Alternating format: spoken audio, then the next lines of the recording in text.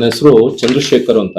ಯಾಕೆಂದ್ರೆ ಅವರಿಗೆ ಸ್ವಲ್ಪ ಲ್ಯಾಂಗ್ವೇಜ್ ಪ್ರಾಬ್ಲಮ್ ಇರೋದ್ರಿಂದ ಇವರ ಪ್ರಾಪರ್ಟಿ ಸ್ಟೋರಿ ನನಗೆ ತಿಳಿದಿರೋ ಮಟ್ಟಿಗೆ ನಾನು ನಿಮ್ಗೆ ಹೇಳಕ್ಕೆ ಇಷ್ಟಪಡ್ತೀನಿ. ಅವ್ರಿಗೆ ಯಾಕೆಂದ್ರೆ ಸ್ವಲ್ಪ ಲ್ಯಾಂಗ್ವೇಜ್ ಕನ್ನಡ ಕರೆಕ್ಟ್ ಆಗಿ ಬರೋದಿಲ್ಲ, ನಾನು ಮಾತಾಡ್ತಾ ಇದ್ದೀನಿ. ಸರ್, ಇವರು ಲೋನ್ ತಗೊಂಡ್ಮೇಲೆ ಇವ್ರು ಏನ್ ಮಾಡ್ತಾರೆ, ಒಂದು 2-3 ವರ್ಷ ಇವರಿಗೆ ಅದ್ರ ಬಗ್ಗೆ ಗೊತ್ತಿಲ್ಲ. ಹೇಳ್ಬೇಕು ಅಂದ್ರೆ ರಿಯಾಲಿಟಿ ಕೇಸ್ ಏನಾಗಿದೆ, ಇದೇನ್ ಮಾಡ್ಬೋದು. ಯಾಕಂದ್ರೆ 99% ಬ್ಯಾಂಕ್ ಸಂಸ್ಥೆ ಬಗ್ಗೆ ನಾನು ಯಾವ್ದು ಮಾತಾಡೋದಿಲ್ಲ. Bank is a very good. ಅದು ಯಾವುದೇ ಆಗಿರ್ಲಿ, ನ್ಯಾಷನಲೈಸ್ ಬ್ಯಾಂಕ್ ಆಗಿರ್ಲಿ, ಯಾವುದೇ ಇರ್ಲಿ, ಅದರಲ್ಲಿ ಕೆಲಸ ಮಾಡ್ತಾರಲ್ಲ ಅಧಿಕಾರಿಗಳು, ಅವರಿಂದ ಆಗುವಂತ ಮೋಸಕ್ಕೆ ಕೆಲವೊಂದು ಅಮಾಯಕರುಗಳು ಬಲಿಯಾಗ್ತಾರೆ ಅಧಿಕಾರಿಗಳಿಂದ. ನಾನು ಇಂತ ಹೆಸರು ಹೇಳಕ್ ಇಷ್ಟಪಡಲ್ಲ. ಅದೇನಾಗಿದೆ, ಇವ್ರಿಗೂ ಅದೇ ರೀತಿ ಒಂದು ಅನ್ವಯ ಆಗ್ಬಿಟ್ಟಿದೆ. ಇವ್ರು ಏನ್ ಮಾಡಿದ್ದಾರೆ, ಲೋನ್ ತಗೊಂಡಿದ್ದಾರೆ. ಸರ್ವೇ ಸಾಮಾನ್ಯ ನೋಟ್ ಬ್ಯಾನ್ ಆಯ್ತು. ಅದರಲ್ಲಿ ಸರ್ವೇ ಸಾಮಾನ್ಯ ಎಲ್ಲರಿಗೂ ಏಟ್ ಬಿದ್ದಿದೆ. ಅದಾದ್ಮೇಲೆ ಕೊರೋನಾ ಬಂತು. ಎಲ್ಲದರಲ್ಲೂ ಒಂದರಿಂದ ಇವ್ರು ಏನ್ ಮಾಡ್ತಾ ಇದ್ರು ಅಂದ್ರೆ, ರೈತರಿಂದ ಭತ್ತನ ಖರೀದಿ ಮಾಡಿ ಗೌರ್ಮೆಂಟ್ ಗಳಿಗೆ ಸಪ್ಲೈ ಮಾಡುವಂತ ಕೆಲಸನ ಮಾಡ್ತಾ ಇದ್ರು. ಅವಾಗ ಕೆಲವೊಂದು ಪೇಮೆಂಟ್ಗಳು ಇವ್ರಿಗೂ ಸ್ಟಾಪ್ ಆಗೋಗಿ ಇವರು ತುಂಬಾ ತೊಂದರೆಗಳನ್ನ ಅನುಭವಿಸ್ತಾ ಇದ್ರು. ಇವ್ರು ಲೋನ್ ತಗೊಂಡು NPA ಆಗಿ ಅವ್ರು ನೋಟಿಸ್ ಕೊಟ್ಟ ನಂತರ ಇವ್ರು ಏನ್ ಮಾಡಿದ್ದಾರೆ, ಬ್ಯಾಂಕ್ ಅಲ್ಲಿ ಹೋಗಿ ರಿಕ್ವೆಸ್ಟ್ ಕೇಳಿದ್ದಾರೆ, ಸ್ವಾಮಿ ನನಗೆ 1-2 ತಿಂಗಳು ಟೈಮ್ ಕೊಡಿ, ನಾನು ಕಟ್ತೀನಿ ಅಂತ. ಅಂದ್ರೆ ಬ್ಯಾಂಕ್ನವ್ರು ಏನ್ ಮಾಡಿದ್ದಾರೆ ಅಂದ್ರೆ, ಇವರಿಗೆ ಲೋನ್ ಕೊಡುವಾಗ 8 ಕೋಟಿ ರೂಪಾಯಿ ಬೆಲೆ ಬಾಳುವಂತ ಆಸ್ತಿಗೆ 50% ಅಂದ್ರೆ 4 ಕೋಟಿ ಸಮಥಿಂಗ್ ಇವ್ರಿಗೆ ಲೋನ್ ಕೊಟ್ಟಿದ್ದಾರೆ.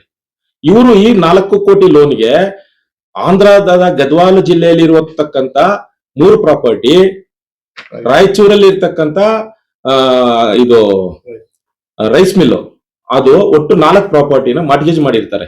ಯಾರಿಗೆ? ಬ್ಯಾಂಕ್, ಯೂನಿಯನ್ ಬ್ಯಾಂಕಿಗೆ. ಅವ್ರು ಏನ್ ಮಾಡ್ತಾರೆ, ಒಂದು ಪ್ರಾಪರ್ಟಿನ ಸೇಲ್ ಮಾಡ್ಬಿಡ್ತಾರೆ ಇಮಿಡಿಯೇಟ್ಲಿ ನೋಟಿಸ್ ಕೊಟ್ಟು. ಇವ್ರು ಏನ್ ಮಾಡ್ತಾರೆ, ಸತ್ತಿರೋರ್ ಮೇಲೆಲ್ಲ ನೋಟಿಸ್ ಕೊಟ್ಟು ಪ್ರಾಪರ್ಟಿನ ಸೇಲ್ ಮಾಡ್ತಾರೆ. ಇವ್ರು ಅದನ್ನ DIT ಚಾಲೆಂಜ್ ಮಾಡ್ತಾರೆ. DIT ಇವರಿಗೆ ಕರೆಕ್ಟ್ ಆಗಿರೋ ದಾಖಲೆಗಳು ಏನಂದ್ರೆ, ಬ್ಯಾಂಕ್ನವ್ರು ಮೊದಲಿಗೆ ತಪ್ಪು ಏನ್ ಮಾಡ್ತಾರೆ ಅಂದ್ರೆ, ಇವರು ಯಾವಾಗ NPA 3 ತಿಂಗಳು ಕಟ್ಲಿಲ್ಲ ಅಂದ ತಕ್ಷಣ ನಮ್ಮ ಆಸ್ತಿಯ ದಾಖಲೆಗಳನ್ನ ನೀವು ಯಾವ ರೀತಿಯಲ್ಲಿ ಕೇಳಿದ್ರು ಯಾವ ಬ್ಯಾಂಕ್ನವರು ಕೊಡೋದಿಲ್ಲ. ಒಂದು ಸ್ಟೇಟ್ಮೆಂಟ್ ಕೊಡಿ ಅಂದ್ರೂ ಕೊಡಲ್ಲ, ಒಂದು ದಾಖಲೆ ನಮ್ದು ಈ ತರ ದಾಖಲೆ ಕೊಡಿ ಅಂದ್ರೂ ಕೊಡಲ್ಲ. ಇವ್ರು ಏನ್ ಮಾಡಿರ್ತಾರೆ, ಲೋನ್ ತಗೊಳ್ಳುವಾಗ ಪ್ರತಿ ಒಂದಕ್ಕೂ ನಮ್ಮ ಹತ್ರ ಸಿಗ್ನೇಚರ್ ಮಾಡಿ ಇಟ್ಕೊಂಡ್ಬಿಡ್ತಿರ್ತಾರೆ. ಇದು ನಮಗೂ ಗೊತ್ತಾಗಲ್ಲ. ನಮ್ಗೇನು ಲೋನ್ ಬೇಕು, ನಮ್ಗೆ ಕೆಲಸ ಶುರು ಮಾಡ್ಬೇಕು, ಒಂದ್ ಮನೆ ಕಟ್ಬೇಕು, ಈ ರೀತಿ ಉದ್ದೇಶದಿಂದ ನಾವು ಬಂದಿರ್ತೀವಿ. ಇಲ್ಲಿ ಇವ್ರು ಏನ್ ಟೈಪ್ ಮಾಡಿರ್ತಾರೆ ಅನ್ನೋದು ನಮ್ಗೆ ಗೊತ್ತಿರೋದಿಲ್ಲ. ಇದರಲ್ಲಿ ನಾವೆಲ್ಲದಕ್ಕೂ ಸೈನ್ ಮಾಡ್ತಾ ಇರ್ತೀವಿ, ಬಂದಿರ್ತೀವಿ. 3 ತಿಂಗಳು 90 ಡೇಸ್ ಆಯ್ತಾ, ನಿಮ್ಗೆ ಇಮಿಡಿಯೇಟ್ಲಿ ನೋಟಿಸ್ ಕೊಡ್ತಾರೆ. ನೋಟಿಸ್ ಕೊಟ್ಟು ಆ ನೋಟಿಸ್ ಪ್ರಕಾರ ಇದಕ್ಕೆ ಏನ್ ಮಾಡಿದ್ದಾರೆ, ಬ್ಯಾಂಕ್ ನಲ್ಲಿ ಒಂದು ರಿಕವರಿ ಟೀಮ್ ಬೇರೆ ಇಟ್ಕೊಂಡಿದ್ದಾರೆ. ಆ ಟೀಮ್ ಏನಂತಾರೆ, ಇದು ಹಗಲು ದರೋಡೆ ಅನ್ನೋದು ಅಂತ ಕೆಲಸ. ಇದು ರಾತ್ರಿ ಹೊತ್ತಲ್ಲ, ಹಗಲಲ್ಲೇ ಮಾಡೋದು. ಈ ರಿಕವರಿ ಟೀಮ್ಗೆ ವಹಿಸ್ಬಿಡ್ತಾರೆ ಈ ಆಸ್ತಿನ. ಅವ್ರಿಗೆ ವಹಿಸ್ಬಿಟ್ಟು, ನಮ್ಗೇನಿಲ್ಲ ರೀ, ಈ ಆಸ್ತಿ ರಿಕವರಿ ಮಾಡಿ ನಮ್ಗೆ ವಾಪಸ್ ಕೊಡಿಸ್ಬೇಕು, ನಮ್ಮ ಹಣ ನಮ್ಗೆ ರಿಕವರಿ ಆಗ್ಬೇಕು ಅನ್ನೋ ಇದರಲ್ಲಿ ಅವ್ರು ಏನ್ ಮಾಡ್ತಾರೆ, ಇದಕ್ಕೆ ನೋಟಿಸ್ ಕೊಟ್ಟು ಎಲ್ಲದಕ್ಕೂ ಸಪೋರ್ಟ್ ಮಾಡಿ ನಿಂತ್ಕೊಂಡು 10 ಕೋಟಿ ಏನು 8 ಕೋಟಿ ವ್ಯಾಲ್ಯೂಯೇಷನ್ ಮಾಡಿರ್ತಾರೆ, 4 ಕೋಟಿ ಲೋನ್ ಕೊಟ್ಟಿರ್ತಾರೆ. ಇದನ್ನ 4 ಕಾಸು 3 ಕಾಸಿಗೆ ಅಂದಂಗೆ ಅರ್ಧಕ್ಕರ್ಧ ಬೆಲೆಗೆ ಮಾರ್ಬಿಡ್ತಾರೆ. ಅದನ್ನ ತಗೊಳಕ್ಕೂ ಜನನು ಅವರೇ ರೆಡಿ ಮಾಡಿ ಇಟ್ಕೊಂಡಿರ್ತಾರೆ. ಸುಮ್ನೆ ಕಾನೂನು ರೀತಿಯಲ್ಲಿ ನಾವು ನೋಡ್ರಿ ನೋಟಿಸ್ ಕೊಟ್ಟಿದೀವಿ, ನಿಮ್ ಕಾನೂನು ರೀತಿಯಲ್ಲಿ ಮಾಡಿದೀವಿ, ಆಕ್ಷನ್ ಮಾಡಿದೀವಿ, ಎಲ್ಲಾನು ಅವರೇ ಹೇಳ್ತಾರೆ. ಇದು ಯಾರಿಗೂ ಗೊತ್ತಾಗೋದಿಲ್ಲ, ಇದರ ಒಳ ಗುಟ್ಟುಗಳು ಇದ್ರ ಹಿಂದೆ ಬಿದ್ದವರಿಗೆ ಗೊತ್ತಿರುತ್ತೆ. ಹಂಗೆ ಇವರಿಗೆ ಪಾಪ ಆ ರೀತಿ ಆಗಿ ನೋಟಿಸು ಕೊಟ್ರು, ಎಲ್ಲಾನು ಮಾಡಿದ್ರು. ಇವರು ನಮಗೆ ಅನಿರೀಕ್ಷಿತವಾಗಿ 2022ರಲ್ಲಿ 23ರಲ್ಲಿ ಪರಿಚಯ ಆದ್ರು. ಪರಿಚಯ ಆದಾಗ ಇವ್ರು ಏನ್ ಮಾಡಿದ್ರು, ನನಗೆ ಈ ನಮ್ಮ ಆತ್ಮೀಯ ಸ್ನೇಹಿತರು ಪ್ರಶಾಂತ್ ಅಂತ, ಇವರು ನಾವು ಸೇರ್ಕೊಂಡು ಇವರಿಗೆ ಒಂದು ದಾರಿ ಹುಡುಕೋಣ ಅಂತ ಒಂದು ಹೇಳ್ಕೊಟ್ಟು, ಇವರು ಏನ್ ಮಾಡಿದ್ರು, RTA ಯಲ್ಲಿ ದಾಖಲೆಗಳನ್ನ ಬೇಕು, ನಮಗೆ ಸ್ಟೇಟ್ಮೆಂಟ್ ಬೇಕು, ಆಮೇಲೆ ಇದು ಯಾವುದು ಸರ್, ಆಕ್ಷನ್ ಬಿಡ್ಶೀಟ್ ಕೊಡಿ ಅಂದ್ರೆ ಇವತ್ತವರೆಗೂ ಕೊಡ್ಲಿಲ್ಲ ಅವರು. 8 ವರ್ಷ 8 ವರ್ಷ ಆದ್ರೂ ಯಾರು ಆಕ್ಷನ್ ಅಲ್ಲಿ ಪಾಲ್ಗೊಂಡಿದ್ದಾರೆ, ಎಷ್ಟು ಜನ ಪಾಲ್ಗೊಂಡಿದ್ದಾರೆ, ಅದರ ಡೀಟೇಲ್ಸ್ ಕೊಡಿ ಅಂದ್ರೆ ಬ್ಯಾಂಕ್ನವ್ರು ಇದುವರೆಗೂ ಕೊಡ್ಲಿಲ್ಲ. ಯಾವಾಗ 3 ತಿಂಗಳ ಹಿಂದೆ ಪೊಲೀಸ್ನವ್ರಿಗೆ ಕಂಪ್ಲೇಂಟ್ ಕೊಟ್ಟು, ಆ ಕಂಪ್ಲೇಂಟ್ ಇಂದ ನಂತರ PCR ಮಾಡಿ ಕೋರ್ಟ್ ಆದೇಶದ ಮುಖಾಂತರ ಇವ್ರ ಮೇಲೆ ತನಿಖೆ ಮಾಡಿ ಅಂತ ಯಾವಾಗ ಪೊಲೀಸ್ ಸ್ಟೇಷನ್ಗೆ ಮೆಟ್ಲೆ ಇರ್ತೋ, ಅವಾಗ ನೋಡಿ ಇವಾಗ ಬ್ಯಾಂಕ್ನವರು ಆ ಆಕ್ಷನ್ ಬಿಡ್ ಶೀಟ್ ನ ಕೊಡ್ತಾ ಇದ್ದಾರೆ ಬ್ಯಾಂಕಿಗೆ. ಯಾರಿಗೆ? ಪೊಲೀಸ್ನವ್ರಿಗೆ ಕೊಡ್ತಾ ಇದ್ದಾರೆ.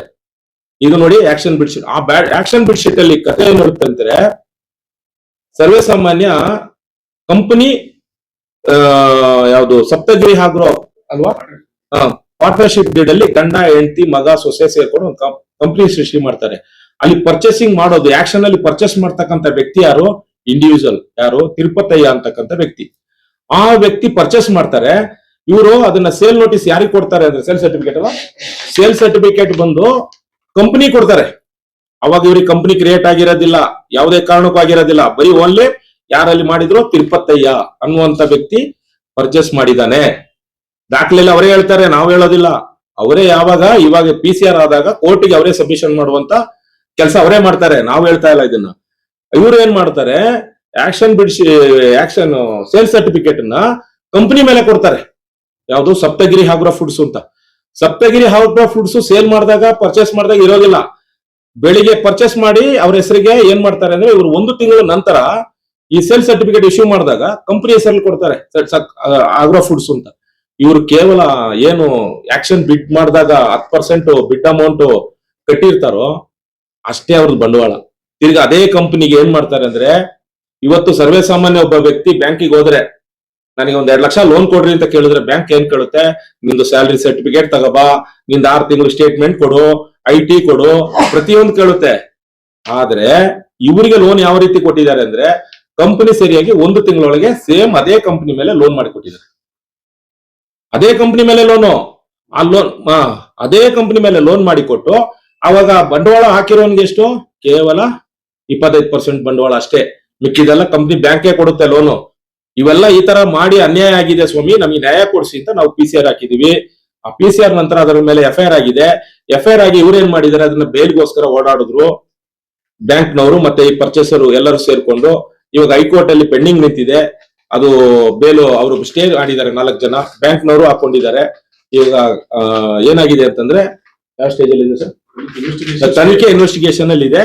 ಆಮೇಲೆ ಮೇನ್ ಏನಪ್ಪಾ ಅಂದ್ರೆ, ಈ ಆಕ್ಷನ್ ಬಿಡ್ ಶೀಟ್ ನ ಈ ತನಿಖೆಯಲ್ಲಿ ಕೊಟ್ಟಿದ್ದಾರೆ. ಇಂಪ್ರೂವ್ ಆಕ್ಷನ್ ಮಾಡಿದ್ದಾರೆ, ಬಿಟ್ ಮಾಡಿದ್ದಾರೆ ಅಂತ. ಅಲ್ಲಿ ಎಲ್ಲೂ ಅವರು ಇನ್ನೊಂದು ಏನ್ ಮಾಡಿದ್ದಾರೆ ಅಂದ್ರೆ, ಮಿಷನರಿಗಳು, ಪ್ಲಾಂಟರಿ ಮಿಷನರಿಗಳನ್ನ ಯಾವುದನ್ನು ಅವರು ಅದಕ್ಕೆ ನೋಟಿಸ್ ಕೊಟ್ಟಿಲ್ಲ, ಏನೂ ಮಾಡಿಲ್ಲ. ಅದನ್ನ ಒಳಗಡೆ ಇದ್ದ ಮಿಷನರಿಗಳು ಹೆಚ್ಚು ಕಮ್ಮಿ 1.5-2 ಕೋಟಿ ರೂಪಾಯಿ ಮಿಷನರಿನೂ ಮಾರಿದ್ದಾರೆ. ಜಾಗ ಎಷ್ಟು, 4 ಕೋಟಿ ಬರ್ಬೋದು. ಆಮೇಲೆ ಆ ಜಾಗ ಎಷ್ಟು ವ್ಯಾಲ್ಯೂಯೇಷನ್, 2 ಕೋಟಿ. ಜಾಗ ಅವಾಗ ಇದ್ರದಲ್ವಾ, KDB ಅಲ್ವಾ, KDB ಅಲ್ಲಿ ಇದಾಗಿರೋ ಅಲರ್ಟ್ ಆಗಿರೋ ಪ್ರಾಪರ್ಟಿ ಎಷ್ಟು, 2 ಎಕರೆನಾ, 2 ಎಕರೆ ಪ್ರಾಪರ್ಟಿ. ಈ ಪ್ರಾಪರ್ಟಿನೂ ಮಾರಿದ್ದಾರೆ. ಆ ಪ್ರಾಪರ್ಟಿಗೆ ಸುತ್ತ 5 ಅಡಿ ಎತ್ತರದಲ್ಲಿ ಕಾಂಪೌಂಡ್ ಹಾಕಿದ್ದಾರೆ. ಅದರಲ್ಲಿ 2.5 ಎಕರೆ ಜಾಗದಲ್ಲಿ 1.5 ಎಕರೆ ಫುಲ್ ಬಿಲ್ಡಿಂಗ್ ಕನ್ಸ್ಟ್ರಕ್ಷನ್ ಇದೆ. ಅದನ್ನೆಲ್ಲ ಸೇರಿ 3 ಕೋಟಿ ಎಷ್ಟಕ್ಕೆ ಮಾರಿದ್ರು, 28 ಲಕ್ಷ. 3 ಕೋಟಿ 28 ಲಕ್ಷಕ್ಕೆ ಮಾರಿದ್ದಾರೆ. ಲೋನ್ ಕೊಟ್ಟಿದ್ದು 4 ಕೋಟಿ, ವ್ಯಾಲ್ಯೂಯೇಷನ್ 8 ಕೋಟಿ, 3 ಕೋಟಿ 28 ಲಕ್ಷಕ್ಕೆ ಮಾರಿದ್ದಾರೆ. ಅದನ್ನ ಮಾರಿ ನಂತರ ಏನ್ ಮಾಡಿದ್ದಾರೆ, ತಿರ್ಗಾ 1 ಕೋಟಿ ಚಿಲ್ಲರೆ ಬರಬೇಕು ಅಂತ DIT ಅಲ್ಲಿ ಓಯ್ ಹಾಕೊಂಡಿದ್ದಾರೆ. ಓಯ್ ಹಾಕೊಂಡ್ಮೇಲೆ ಇವಾಗ ಯಾವಾಗ PCR ಮಾಡಿ ಕಂಪ್ಲೇಂಟ್ ಮಾಡಿದ್ರು ನೋಡಿ ಸ್ವಾಮಿ, ಇವರಿಗೆ 27ನೇ ತಾರೀಕು ತಿರ್ಗಾ ಒಂದು ಹೊಸ ಸೇಲ್ ನೋಟಿಸ್ ಕೊಡ್ತಾರೆ. ಹೊಸ ಸೇಲ್ ನೋಟಿಸ್ ಏನು ಅಂತ, ಈ ಸೇಲ್ ನೋಟಿಸ್ ಅಲ್ಲಿ ಏನ್ ಹೇಳ್ತಾರೆ, 27ನೇ ತಾರೀಕು ಇವರ ಮನೆಯಲ್ಲಿ ಇವ್ರ ಮಿಸಸ್ ರಿಸೀವ್ ಮಾಡ್ತಾರೆ. ಮಾಡಿದ್ಮೇಲೆ ಇದೇ ತಿಂಗಳು 30ನೇ ತಾರೀಕು ಸೇಲ್ ಮಾಡ್ತೀವಿ ಅಂತ ಕೊಟ್ಟಿದ್ದಾರೆ ಒಂದ್ ಕಡೆ. ಇಲ್ಲಿ ಇನ್ನೊಂದ್ ಕಡೆ ಏನ್ ಮಾಡಿದ್ದಾರೆ, ಬರುವ ತಿಂಗಳು 9ನೇ ತಾರೀಕು ಸೇಲ್ ಮಾಡ್ತೀವಿ ಅಂತ ಕೊಡ್ತಾರೆ. ಇದು ಎಷ್ಟು ಜನ ಗೊತ್ತಿರುತ್ತೆ? ಇದಕ್ಕೊಂದು ಸಮಯ ಇದೆ. ಸೇಲ್ ನೋಟಿಸ್ ಕೊಟ್ಟು ಇದಕ್ಕೆ 30 ದಿನ, 45 ದಿನ, 15 ದಿನ ಅಂತ ಸಮಯ ಇರುತ್ತೆ. ಇದು ಅದು ಮಾಡಿಲ್ಲ ಇವರು. ಇವ್ರೇನ್ ಮಾಡಿದ್ರೆ, ಓಎ ಪೆಂಡಿಂಗ್ ಇದೆ DRT ಅಲ್ಲಿ, ಹೈಕೋರ್ಟ್ ಅಲ್ಲಿ ಸ್ಟೇ ಇದೆ ಸೇಮ್ ಪ್ರಾಪರ್ಟಿ ಮೇಲೆನೆ ಇದೇ ಲೋನು. ಆದ್ರೆ ಏನ್ ಮಾಡಿದ್ದಾರೆ, ತಿರ್ಗಾ ಇದು ಯಾವಾಗ FIR ಆಯ್ತು ಇವ್ರ ಮೇಲೆ ತನಿಖೆ ಶುರುವಾಗಿದೆ. ತನಿಖೆ ಶುರುವಾದಾಗ ಹೊಸ ನೋಟಿಸ್ ಮೊನ್ನೆ ಕೊಟ್ಬಿಟ್ಟು ಇನ್ನು ಮಿಕ್ಕಿದ 3 ಪ್ರಾಪರ್ಟಿಯಲ್ಲಿ 2 ಪ್ರಾಪರ್ಟಿ ಸೇಲ್ ಮಾಡ್ತೀವಿ ಅಂತ ನೋಟಿಸ್ ಕೊಟ್ಟಿದ್ದಾರೆ. ಇಷ್ಟೆಲ್ಲ ನಡೆದಿದೆ. ಇದ್ರ ಬಗ್ಗೆ ಬ್ಯಾಂಕ್ ಬಗ್ಗೆ ನಾವು ಮೊದಲು ಕಾರ್ಪೊರೇಷನ್ ಬ್ಯಾಂಕ್ ಇತ್ತು, ಬ್ಯಾಂಕ್ ಮರ್ಜ್ ಆದಾಗ ಯೂನಿಯನ್ ಬ್ಯಾಂಕ್ ಆಯ್ತು. ಯೂನಿಯನ್ ಬ್ಯಾಂಕ್ ಆಗ್ಲಿ ಕಾರ್ಪೊರೇಷನ್ ಬ್ಯಾಂಕ್ ಆಗ್ಲಿ ಯಾವುದೇ ಬ್ಯಾಂಕ್ ನಾವು ಎಲ್ಲೂ ಕೆಟ್ಟದಾಗಿ ಮಾತಾಡಲ್ಲ. ಆ ಬ್ಯಾಂಕ್ ನಲ್ಲಿ ಇರ್ತಾರಲ್ಲ ಕೆಲವೊಂದು ಅಧಿಕಾರಿಗಳು, ಅವರಿಂದ ಇಡೀ ಸಂಸ್ಥೆಗೆ ಕೆಟ್ಟ ಹೆಸರು. ಇದನ್ನ ಮೇಲಾಧಿಕಾರಿಗಳು ಎಚ್ಚೆತ್ಕೊಂಡು ದಯವಿಟ್ಟು ಅನ್ಯಾಯ ಆಗಿ ಅವರಿಗೆ ನ್ಯಾಯ ಕೊಡಿಸ್ಬೇಕು.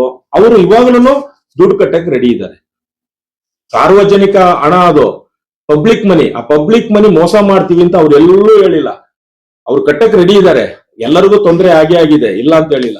ಆದ್ರೆ ದಯವಿಟ್ಟು ಅವರಿಗೆ ಒಂದು ಅನುಕೂಲ ಮಾಡಿಕೊಡಿ. ಇದನ್ನ ತನಿಖೆ ಆಗ್ಲಿ, ಇದನ್ನ ಉನ್ನತ ಮಟ್ಟದಲ್ಲಿ ತನಿಖೆ ಆಗ್ಬೇಕು. ಇದರಲ್ಲಿ ಯಾರ್ಯಾರು ಶಾಮೀಲಾಗಿದ್ದಾರೆ, ಯಾರ್ಯಾರು ಇದಕ್ಕೆ ಸಪೋರ್ಟ್ ಮಾಡಿದ್ದಾರೆ, ಅವರು ಎಲ್ಲ ಜಾತಕ ಹೊರಗಡೆ ಬರ್ಬೇಕು ಅಂತ ತಮ್ಮ ಮಾಧ್ಯಮ ಮಿತ್ರಗಳ ಜೊತೆಗೆ ಸತೀಶ್ ಅವರ ಪರವಾಗಿ ನನಗೆ ಈ ವಿಷಯ ಬಗ್ಗೆ ತಿಳಿದಿರೋದ್ರಿಂದ ನಿಮ್ಮಲ್ಲಿ ಕೈ ಮುಗಿದು ಕೇಳ್ಕೊತಾ ಇದ್ದೀನಿ.